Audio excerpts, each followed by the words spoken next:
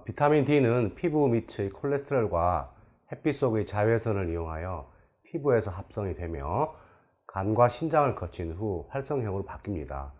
비타민 D는 식사 중에 포함된 칼슘을 우리 몸속으로 흡수해서 뼈에 저장하는 기능을 하기 때문에 예로부터 뼈 건강에 아주 중요한 영양소였습니다.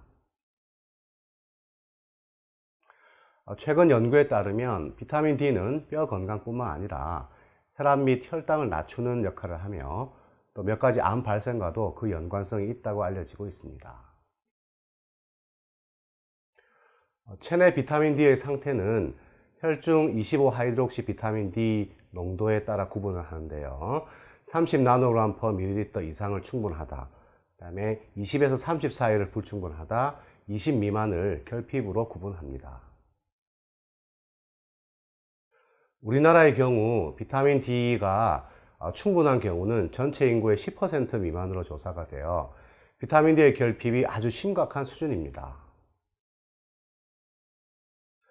그럼 비타민 D의 결핍은 어떤 경우에 일어날까요? 먼저 노인의 경우에 흔합니다.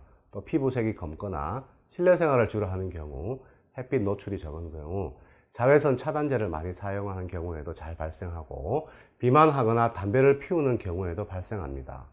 간질환이나 신장질환이 있는 경우에도 발생하며 여러가지 약제, 특히 스테로이드, 항경련제, 결핵약, 항암제, 면역억제제 등을 복용하는 경우에도 발생합니다.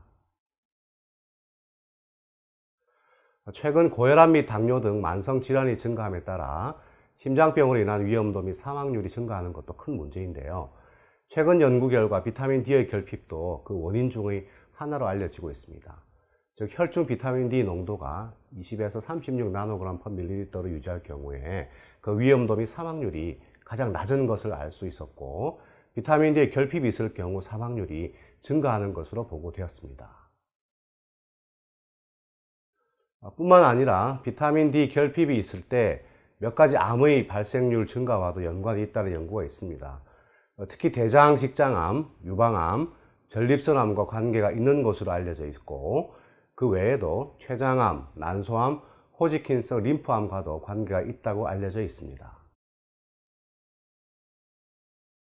따라서 뼈 건강뿐만 아니라 심혈관 질환 예방, 암 발생을 낮출 수 있도록 혈중 비타민 D 농도를 30나노그램 per 밀리리터 정도로 유지하는 것이 좋습니다. 비타민 D를 함유하는 음식은 연어, 정어리, 고등어, 참치 등의 생선류와 대구 간류, 표고버섯, 달걀 노른자 및 유제품에 있습니다. 뿐만 아니라 비타민 D 합성을 위해서 햇빛 노출이 아주 중요한데요. 봄부터 가을까지 낮에 20-30분 정도 야외에서 햇빛을 직접 쐬는 것이 좋습니다. 만약 그렇지 못할 경우는 비타민 D 제제를 복용하는 방법이 있는데요. 건강한 사람들의 경우에 대개 1000에서 2000 단위를 매일 복용하면 되고, 비타민 D 혈중 농도가 지나치게 낮은 경우에는 의사와 상담 후에 투여 용량을 결정하는 것이 좋습니다.